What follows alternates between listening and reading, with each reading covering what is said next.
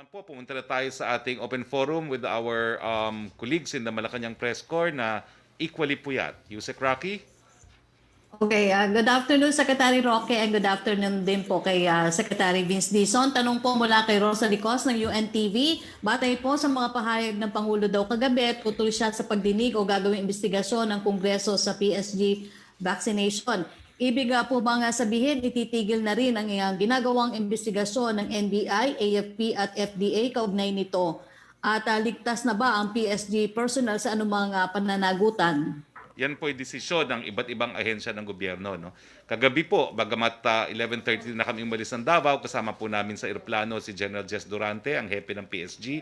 At ang dahilan kaya siya umuwi ng Maynila ay dahil po sa investigasyon ng AFP. Pero ngayon lang po, napanood ko sa Laging Handa, yung spokesperson ng AFP, si General Arevalo, na nagsasabi na hindi na raw po itutuloy ng AFP ang investigasyon. No? So yan po ay desisyon ng iba't ibang ahensya. So pakitanong lang po sa NBI, pakitanong sa FDA kung magtutuloy pa sila ng kanilang investigasyon. Second question po ni Rosalie Cos, maaari raw maglabas ang FDA ng special permit para sa PSG hinggil sa paggamit ng COVID-19 vaccine na wala pang emergency use authorization. Inutusan ba ng Pangulo ang FDA na gawin ito kahit tapos na ang vaccination? Kung hindi, ano ang gusto ng Presidente gawin ng FDA hinggil sa PSG vaccination? Ang Presidente po, wala. Tinanong lang ng Presidente kung may paraan ba para magamit, for instance, ng PSG, no? Dahil hindi naman lahat ng PSG naturukan pa. So wala pong gusto mangyaring Presidente, pero if I were to be asked for an opinion ng PSG, I would seriously advise PSG na sundin yung sinabi ni Yusek Domingo, mag-apply ng special permit nang sa ganun maturukan yung lahat ng miyembro ng PSG. Thank you, Secretary. Trish Terada, please, of CNN. Hi, good afternoon, Secretary. Sir, clarify ko lang po yung dun sa gag order ni Pangulo sa PSG pertaining to the investigation. Kasi nabanggit niyo po kanina na it's up to the agencies kung itutuloy nila investigation. But should they continue or proceed with the investigation, papayagan po ba ng Pangulo yung PSG na lumahok dun sa probe, for example, ng NBI or FDA? Well, una-una, there's no gag order. The President has said that he will invoke executive privilege and forbid his security group from attending the Senate hearings. That's not really a gag order. No? Now, as far as the other agencies of the executive branch are concerned, as I said, that is at the discretion of the investigating agencies. Mm-hmm. So, kumbaga, sir, the order only pertains dun po sa Senate investigation, but they can still participate dun po sa NBI and other agencies who may be doing the investigation. Tama po ba? If the agencies so decide to proceed with the investigation, I don't see any reason. As in fact, sabi ko nga, kasama nga namin sa eroplano si Jess Durante and he was going to appear in the AFP investigation, which did not push through anymore. Mm-hmm. All right. Sir, why did the President suddenly take back his statement na binanggit niya po noong December 26, which briefly lang i-mention ko, sir, na he said halos lahat ng sundalo natusukan na, I have to be frank, I have to tell the truth, I will not foist a lie. Sabihin ko sa inyo, sinabi niya po directly kay Director Domingo na sabihin ko sa iyo, marami ang nagpa-injection dito sa Sinopharm. And last night, he said he doesn't really know if the PSG were injected with a vaccine. So, ano po talaga, sir, yung kumbaga alam ng Pangulo about this? Ang alam lang niya after the fact, na nagpaturok na sila. Pero hindi po nagpaalam, hindi nagbigay ng consent. Nabalitaan na niya na maraming nagpaturok, kaya sabi niya, say la vie, kung gusto nilang gawin yon para sa kanilang buhay at para magawa ang katungkulan nila, decision nila yon.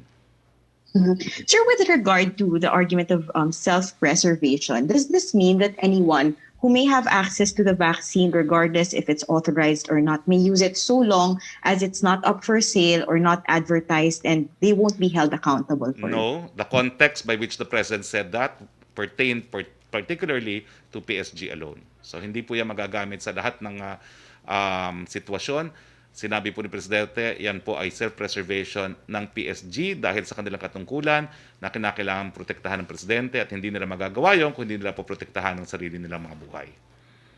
Sir, on another topic, reaction lang po dun sa sinasabi ng Okta Research Survey saying that only 25% of the respondents, or their respondents at least, are willing to be vaccinated. I cannot respond because I do not know the methodology and I do not know about the track record of the entity that conducted the survey. I have not even seen that survey. Sir, last question for you before I go to Secretary Dizon. Sir, yung comment niyo na lang po siguro doon po sa revived proposal for a new franchise for ABS-CBN, because Senator Ralph Recto said that this proposal will only be passed if they have a support or it's backed or by Malacanang. Well, again, I beg to differ. That is a sole constitutional prerogative of Congress, which must originate from the House of Representatives. Sir, thank you, Secretary. Sir, we go to Secretary Vince Dizon, please. Please. Go ahead. Hi, Hi, good Tricia. afternoon. Good afternoon, Secretary Vince. Happy New Year po. Afternoon. Sir, Happy New very Year. briefly lang, sir, no? You mentioned earlier yung 120 hotels or at least yung options ng mga babalik dito sa bansa. But sir, can you just walk us very briefly through the process of mandatory quarantine? Lalo na, sir, yung mga papasok sa bansa. Kasi marami po yung nagtatanong, how exactly will the process be? Can they go on their own to their hotels or to their quarantine facilities using their own vehicle? Or will the government be providing a shuttle that will bring them to their location? And do they have to book hotels in advance? Unang-una po, no, kapag ang ating mga kababayan ay pauwi, ini-encourage na natin sila na mag-pre-book kung gusto nilang mag-pre-book na ng hotel.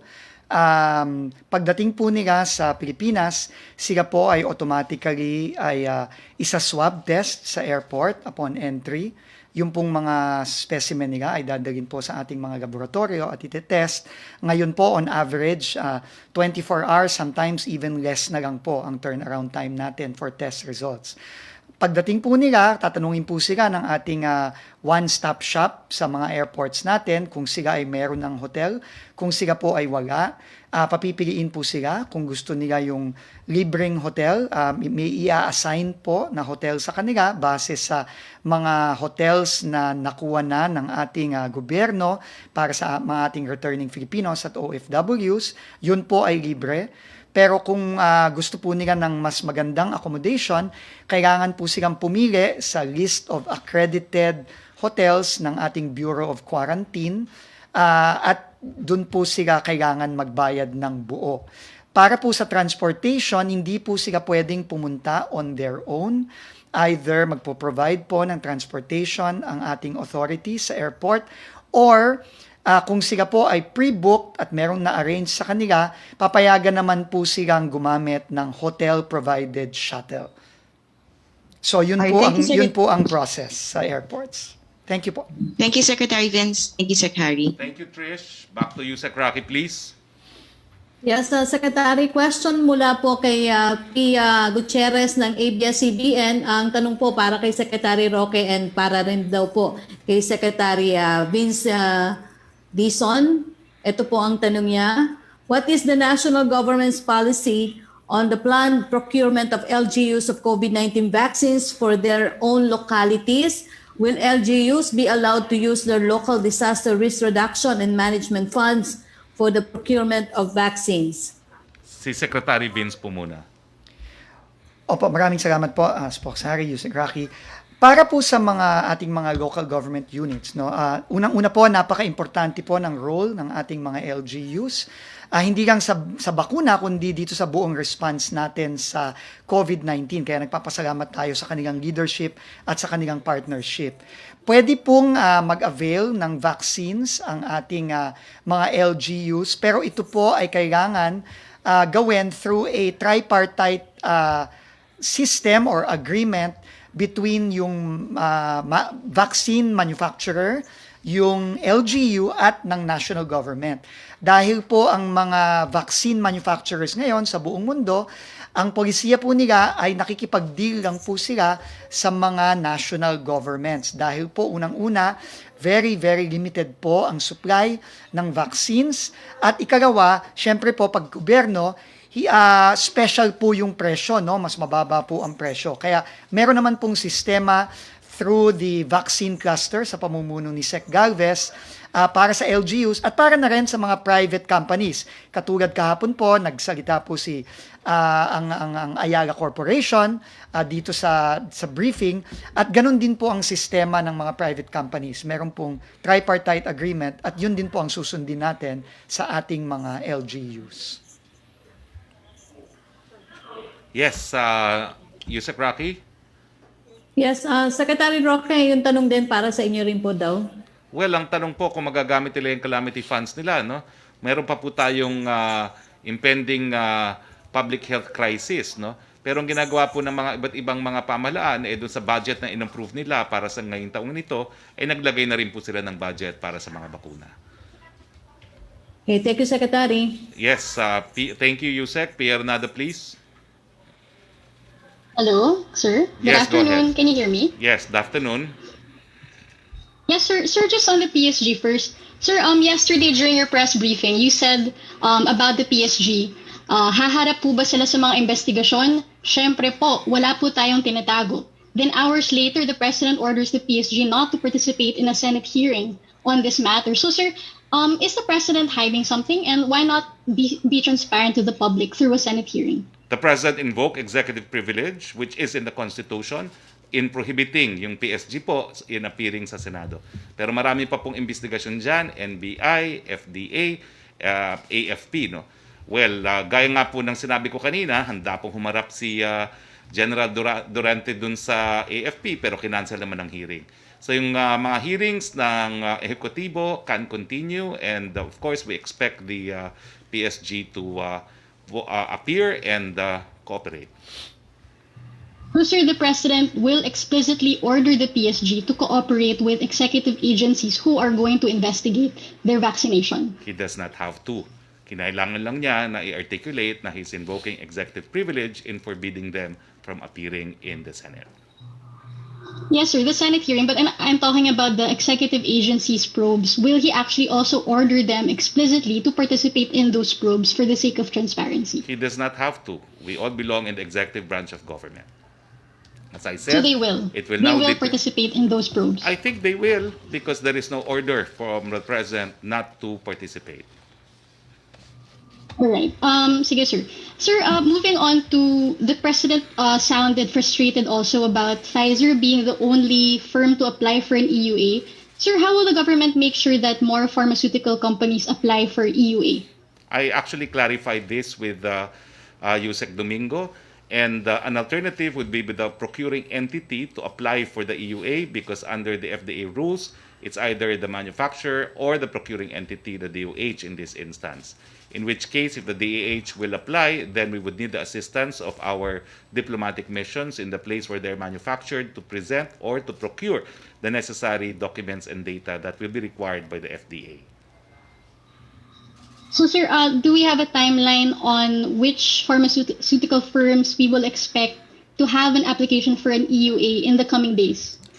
Right now, we're expecting in a day or two, I believe, another Western company to apply for an EUA. Let's hope that they will, because that's the declaration of Yusek Domingo himself and Secretary Galvez. As to the rest, I have made a suggestion that the procuring entity should take steps to apply for the EUA itself, so that the others can already export their vaccines and we can use them here with an EUA. You have to understand that there's probably 100 plus countries right now, and in all these jurisdictions, you are probably required to apply an EUA, and I see no reason why they should in fact prioritize the Philippines. Now, that's why there is that provision in the FDA law which allows the procuring entity itself to apply for the EUA.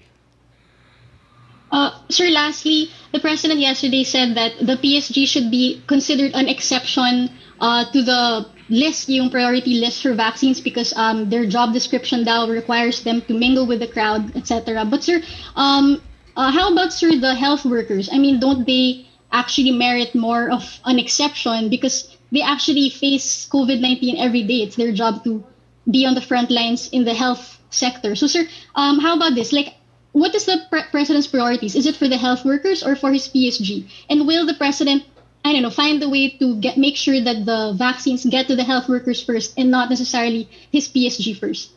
Pia, your question is misleading, because the vaccine used on the PSG was not paid for by using public coffers. If public coffers are used, then the priority, as we have spelled out, will be implemented. First priority will be medical frontliners. So nothing has changed. The list of priorities remain, but I add that the men in uniform from the police and the armed forces also form part of the first list of priorities. Will the president ask for a special permit from FDA for health workers, even a small group, like maybe identify the most vulnerable health workers? I don't think it's necessary because we're taking steps to ensure that the vaccine will come very soon. Okay. Thank you, sir. Thank you very much. Pia, we go back to you, Roque, please.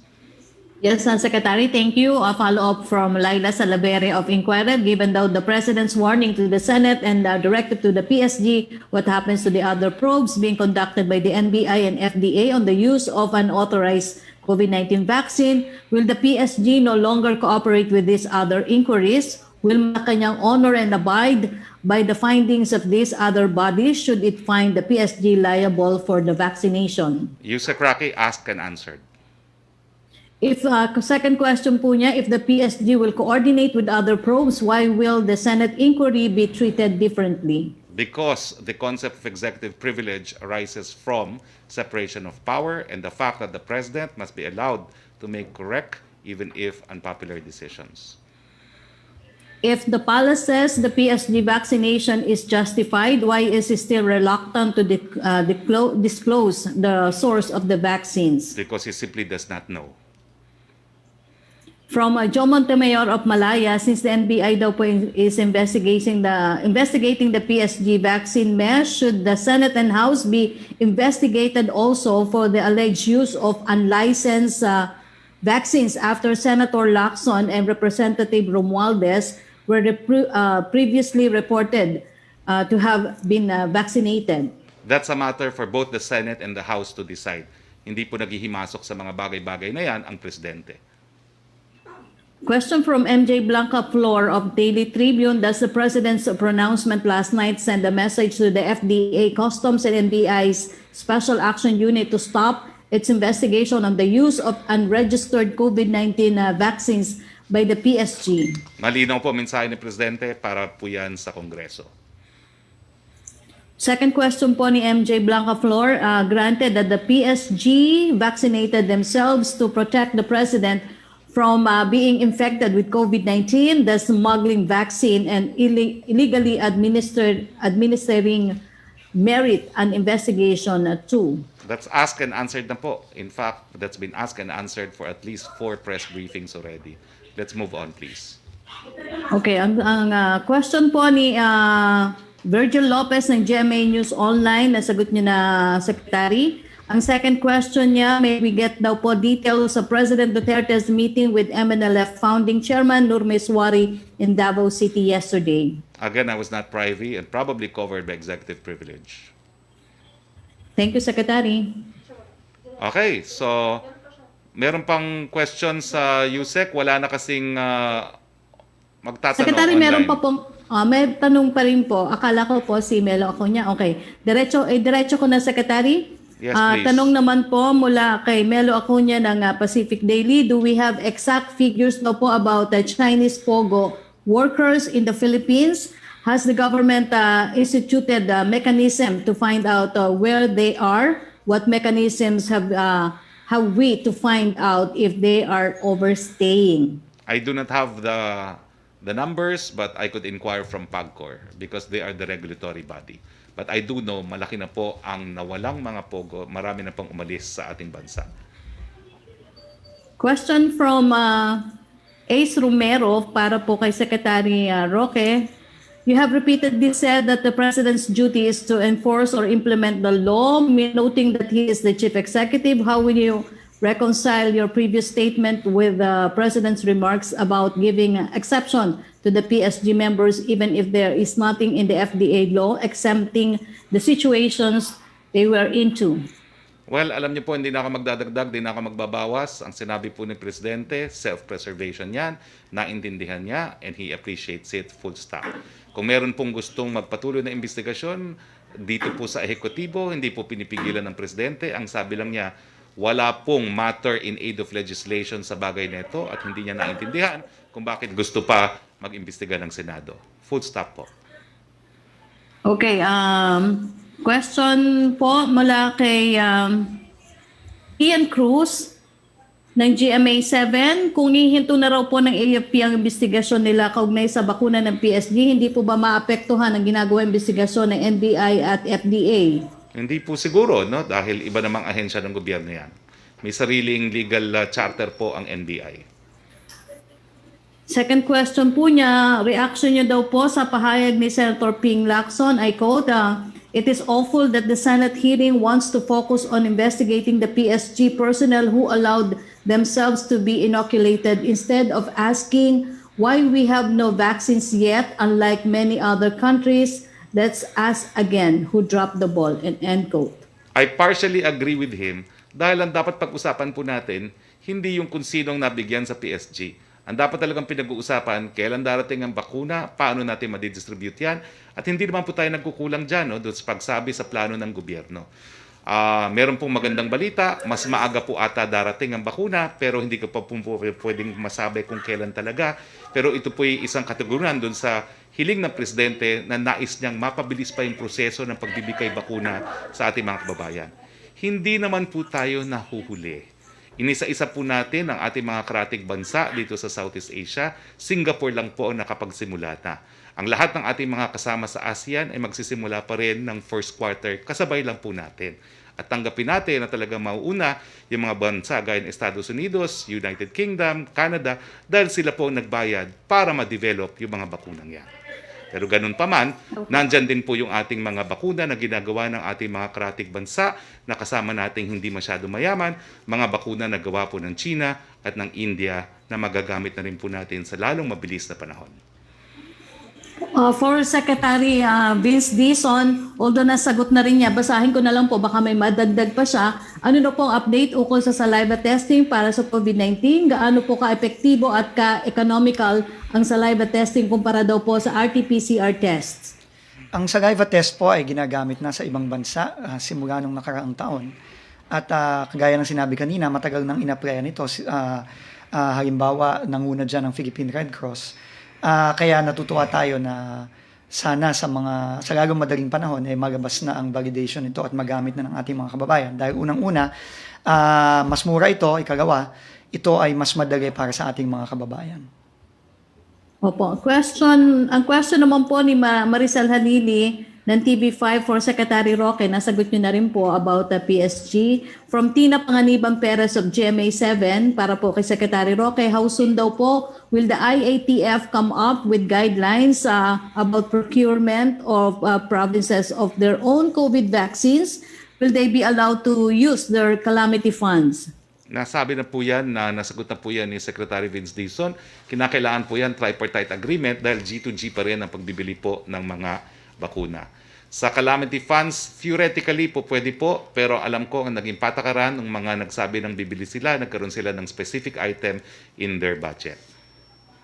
Opo. Additional question po ni Ian Cruz, although nasagot na rin ni Secretary Roque about dun sa Octa Research Survey na only 25% sa NCR daw po willing magpa-vaccinate. Tanong naman po ni Ace Taliwas Romero, po kasi yan dun sa... nasagot nyo na rin po tungkol dun sa saliva-based testing. From Jonah Violagon para kay Secretary Dizon po, do we allow Airbnb now? They have been private condo owners renting out their units, especially during the holidays. Are they liable for anything? Will they be liable for any penalty? Sa ngayon po, hindi po natin pinapayagan yan. Ang pinapayagan lang po natin ay yung mga accredited ng ating Bureau of Quarantine at ng National Task Force.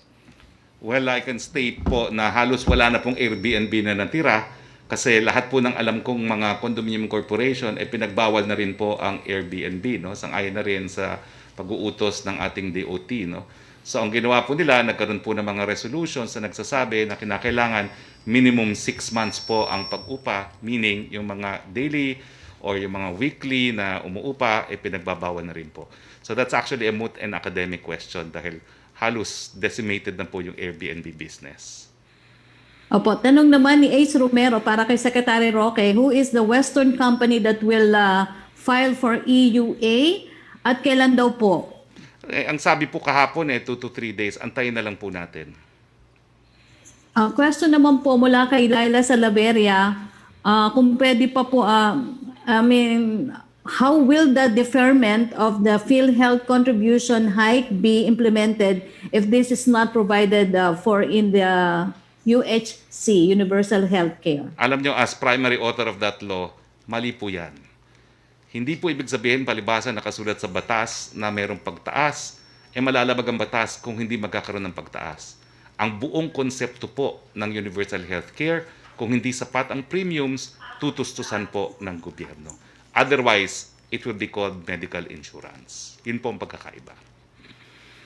Okay, thank you, Secretary. Yung po mga questions na nakuha natin ngayong araw. Well, since wala na po tayo mga katanungan, nagpapasalamat po tayo sa ating mga kasama sa Malacanang Press Corps. Maraming salamat, Yusek Roque. At syempre, maraming salamat po kay Secretary Vince Dizon. It is an honor to be co-chairman of the Vince Dizon Fans Club.